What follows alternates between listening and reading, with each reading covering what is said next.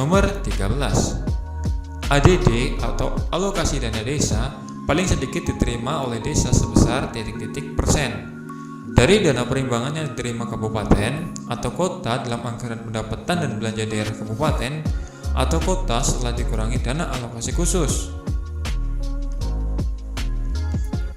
A. 30%, B. 25%, C. 20%, atau D. 10%.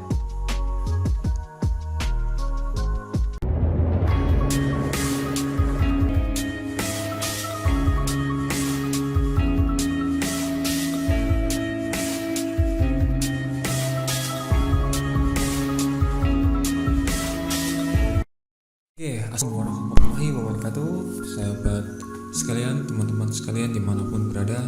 Masih bertemu lagi bersama saya di channel Peternak Cilik. Oke sahabat, masih di channel Peternak Cilik. Pada kesempatan kali ini saya ingin sedikit berbagi kepada sahabat sekalian. Saya tidak ingin berbagi mengenai peternakan. Sekarang langsung saja. Ini adalah pembahasan 20 soal dan jawaban tes perangkat desa. Sebelum kita masuk ke soalnya, saya ingin sedikit memberitahukan kepada teman-teman sekalian bahwasannya setiap soal yang dibuat oleh masing-masing desa itu kemungkinan besar adalah berbeda ya. Walaupun tidak menutup kemungkinan banyak soal yang mungkin nanti dalam bahasan ini akan keluar dalam soal yang diujikan oleh desa yang ada di Indonesia. Tetapi pada dasarnya untuk kriteria soal sendiri itu yang berwenang adalah BPD desa setempat ya, atau rumusan naskah soal juga tergantung pada desa masing-masing. Oke, kita langsung saja, kita akan masuk ke pembahasan yaitu soal perangkat desa bagian pertama yang nanti akan terdiri dari 2. Oke, yang pertama, keuangan desa adalah semua hak dan kewajiban desa yang dapat dinilai dengan titik-titik. A. Kerja perangkat desa menarik pajak. B. Penerimaan dari pajak bumi dan pembangunan. C. Uang dan barang yang berhubungan dengan pelaksanaan hak dan kewajiban desa. Atau D. Pajak dari setiap warga desa. Jawabannya adalah C. Uang dan barang yang berhubungan dengan pelaksanaan hak dan kewajiban desa. Teman-teman, sebelum kita lanjut, saya ingin sedikit sampaikan pada kesempatan kali ini saya hanya akan menyampaikan jawaban saja. Tapi untuk kesempatan besok kita akan mulai jabarkan satu persatu bagaimana turunan-turunannya, kita akan bahas mulai dengan pasal-pasalnya. Oke ya. Nomor 2, kita lanjut ke soal nomor 2. Sekretaris desa dan tugas: A. Penyeleksian, B. Pengawasan, C. Pembelanjaan, atau D. Koordinator. Jawaban yang betul adalah D. Koordinator. Kita lanjut ke soal nomor 3. Pembentukan daerah-daerah kabupaten dalam lingkungan Provinsi Jawa Tengah diatur dalam titik-titik. A. Undang-Undang Nomor 10 Tahun 2004. B. Undang-Undang Nomor 32 Tahun 2004. C. Undang-Undang Nomor 13 Tahun 1950. Atau D. Undang-Undang Nomor 8 Tahun 1954. Jawabannya adalah C. Undang-Undang Nomor 13 Tahun 1950. Lanjut soal nomor 4. Pembentukan panitia kepala desa ditetapkan dengan A. Keputusan kepala desa, B. Peraturan desa, C. Peraturan bupati, atau D. PPD. Jawabannya adalah D. PPD. Nomor 5. Barang milik desa yang berasal dari kekayaan asli desa dibeli atau diperoleh atas beban APBD desa atau perolehan hak lainnya yang sah adalah A. Aset desa, B. Dana desa, C. Kekayaan desa, atau D. Harta desa. Jawabannya adalah A. Aset desa. Lanjut soal nomor 6. Peraturan Daerah Kabupaten Pemalang nomor 5 tahun 2015 nomor 5 tahun 2015 tentang titik. A. Tata cara pengangkatan dan pemberhentian perangkat desa. B. Penetapan desa. C. Izin usaha jasa kontribusi. Atau D. Pedoman penyusunan peraturan di desa. Jawabannya adalah B. Penetapan desa. Nomor 7, Peraturan Daerah Kabupaten Pemalang nomor 1 tahun 2015 tentang titik. A. Pedoman penyusunan organisasi dan tata kerja pemerintahan desa. B. Tata cara pemilihan, pengangkatan dan pemberhentian kepala desa. C. Badan Permusyawaratan Desa. Atau D. Penetapan desa. Jawabannya adalah B. Tata cara pemilihan. Lanjut ke soal nomor 8. Penyelenggaraan urusan pemerintahan dan kepentingan masyarakat setempat dalam sistem pemerintahan NKRI disebut A. Desa. B. Pemerintahan desa. C. Pemerintahan desa. Mohon maaf, yang B itu pemerintah desa, yang C pemerintahan desa, atau D. Kepala desa. Jawabannya adalah C. Pemerintahan desa. Nomor 9. Peraturan Daerah Kabupaten Pemalang nomor 6 tahun 2015 tentang A. Penyusunan SOTK perangkat desa. B. Pedoman penyusunan perangkat desa. C. Pemberhentian pengangkatan perangkat desa. Atau D. Tata cara pemilihan dan pengangkatan dan pemberhentian kepala desa. Jawabannya adalah B. Pedoman penyusunan perangkat desa. Nomor 10. Unsur pembantu kepala desa sebagai pelaksanaan tugas operasional adalah A. Pelaksana teknis. B. Sekretaris desa. C. Kepala urusan. Atau D. Kepala seksi. Jawabannya adalah B. Sekretaris desa.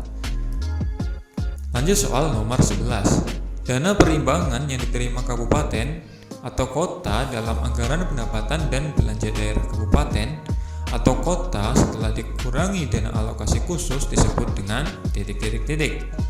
A. Aset desa. B. Alokasi dana desa. C. Atau D. APB desa.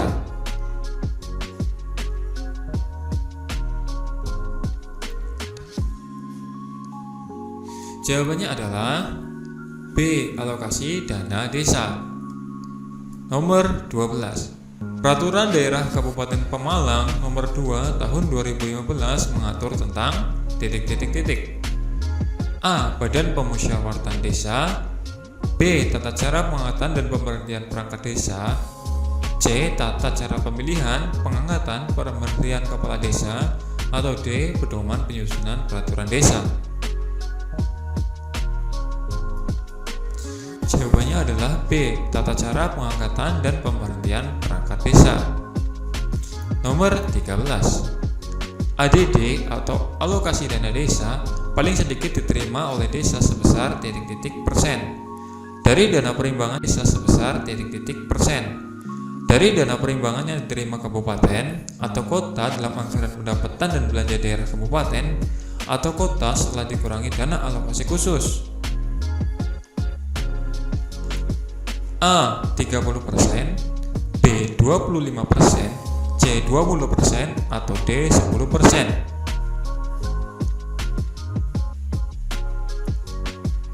Jawabannya adalah D. Nomor 14. Kepala desa menyampaikan hasil laporan hasil pelaksanaan APB desa kepada bupati setiap titik. A. Triwulan. B. Semester. C. 1 tahun. Atau D. 2 tahun.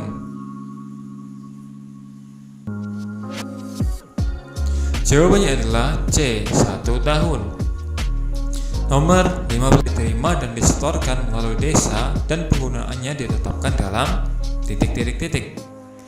A. Keputusan kepala desa, B. Peraturan BPD, C. Rembuk warga, atau D. APB desa. Jawabannya adalah D. APB desa. Nomor 16. Di bawah ini yang bukan fungsi dari sekretaris desa adalah titik. A. Melaksanakan urusan ketatausahaan seperti administrasi, arsip, surat menyurat. B. Melaksanakan urusan perencanaan seperti menyusun rencana anggaran dan pendapatan belanja desa. C. Melaksanakan urusan umum seperti penataan administrasi, sarana dan prasarana kantor, inventarisasi dan pelayanan umum. Atau D. Melaksanakan penyuluhan dan motivasi terhadap pelaksanaan hak dan kewajiban masyarakat. Jawabannya adalah D. Melaksanakan penyuluhan dan motivasi terhadap pelaksanaan hak dan kewajiban masyarakat. Nomor 17. Melaksanakan manajemen tata praja pemerintahan, menyusun rancangan regulasi desa, pembinaan masalah, pertahanan, pembinaan ketentraman dan ketertiban, pelindungan masyarakat, dan kependudukan adalah tugas fungsi dari A. Kepala Seksi Pelayanan, B. Sekretaris Desa, C. Kepala Seksi Kesejahteraan, atau D. Kepala Seksi Pemerintahan. Jawabannya adalah B. Sekretaris Desa. Nomor 18. Rencana pembangunan jangka menengah desa adalah rencana kegiatan pembangunan desa untuk jangka waktu titik. A. 3 tahun, B. 4 tahun, C. 6 tahun, atau D. 6 tahun, atau D. 7 tahun. Jawabannya adalah C. 6 tahun. Nomor 19. Dana desa adalah dana yang bersumber dari titik. A. Anggaran kecamatan, B. Anggaran kabupaten, C. Anggaran provinsi, atau D. Anggaran dan pendapatan belanja negara. Jawabannya adalah D. Anggaran dan pendapatan belanja negara. Nomor terakhir, nomor 20. Bendahara desa adalah unsur staf titik. A. Kepala seksi di desa, B. Kepala urusan di desa, C. Sekretaris desa, atau D. Kepala dusun di desa. Jawabannya adalah B. Kepala urusan di desa. Oke, baiklah teman-teman, ini adalah 20 soal dan jawaban tes perangkat desa 2020 sampai 2021. Adapun untuk info selanjutnya, kita akan bahas lagi soal ini secara lebih mendetail satu persatu dengan pembahasannya. Sebelum itu, kita akan lanjutkan pada pertemuan yang akan datang untuk soal nomor 21 sampai nomor 40.